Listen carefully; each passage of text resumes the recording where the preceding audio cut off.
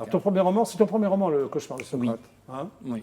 voilà. Alors suite, c'est ça, un voyage dans le temps. Daniel Dravo, tu l'as inventé, c'est une. Dravotte. Non, je ne l'ai pas inventé du tout. C'est un il hommage. existe. Le nom. Ah bon? Le nom, c'est un hommage à L'homme qui voulut être roi, qui est un film que ok. j'adore et qui est un peu le même schéma. Alors c'était un politicien cynique et corrompu, comme tous les politiciens, non? C'est un peu appelé Mas, on est d'accord. Ça c'est dit. On est d'accord. C'est pas toi On est qui vas me d'accord, oui. contredire. Alors, politicien cynique et corrompu du XXIe siècle, qui débarque dans l'antique Athènes. C'est ça, donc il y a un mélange de siècles, quoi. Exactement. C'est le XXIe siècle avec l'antique. Bah, c'était intéressant de montrer ce qu'un programme politique contemporain d'aujourd'hui aurait comme effet sur des gens qui Bien sont sûr. complètement naïfs Oui. et qui cherchent la vérité. Ok. Alors c'est le début justement du cauchemar de Socrate. Pourquoi Voilà. le cauchemar de Socrate? Parce que Socrate a passé sa vie à essayer d'éduquer une société, à essayer de la faire prendre conscience de certaines choses et de leur faire comprendre l'illusion du désir, etc.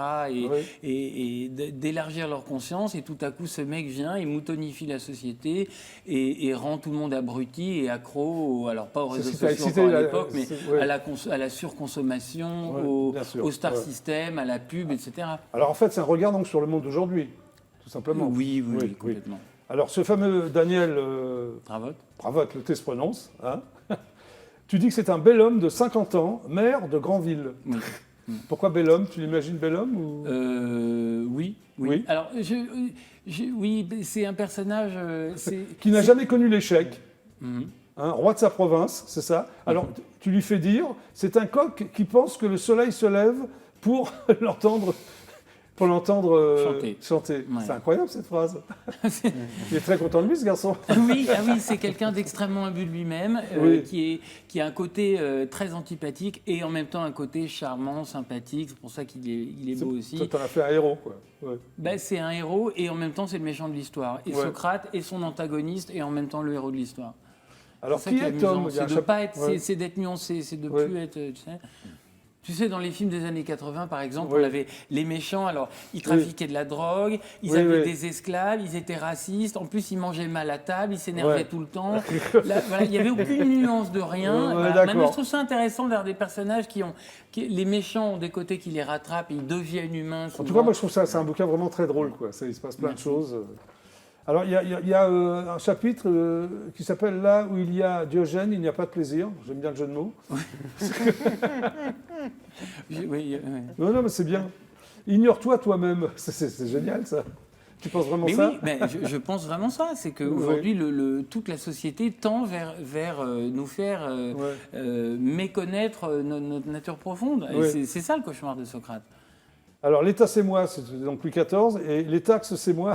Daniel Dravotte, ça m'a bien plu aussi. Les taxes, c'est vraiment lui? Les taxes, oui, c'est parce que la seule réponse à sa gestion désastreuse, c'est d'augmenter les impôts. Donc forcément, voilà. Quand il y a une gamine de 12 ans qui a compris les textes de loi et tout ça, et c'est là qu'il se dit, ça ne va pas du tout des textes de loi écrits comme ça, il faut absolument compliquer le langage juridique et surtout arrêter de trop bien éduquer les enfants à l'école. Donc il engage Pythagore pour faire des trucs un peu compliqués mais qui ne servent pas à grand-chose. Et puis Pythagore, en fait, ton bouquin, on apprend plein de choses, c'est très drôle, c'est humoristique et on apprend plein de choses, quoi. Franchement. Alors, qui est Tom? C'est ce que j'aime, moi, dans les histoires. C'est quand c'est drôle. Qui est Tom? Alors, Tom, c'est l'espèce de fils caché de Daniel. Fils cachère, non? Il est artiste, il sait tout faire. Il est réalisateur, pianiste, sculpteur, peintre. C'est important dans ton roman, c'est pour ça. Oui, c'est absolument très important. Mais il est nul en tout. Mais il croit qu'il est bon parce que Daniel lui fait acheter ses œuvres à travers sa mairie en tout cas, sans lui dire. Hein, j'ai bien rigolé, c'est bien, quoi. C'est bien écrit. C'est gentil, merci. C'est très bien écrit et ça s'appelle donc Le Cauchemar de Socrate. Merci.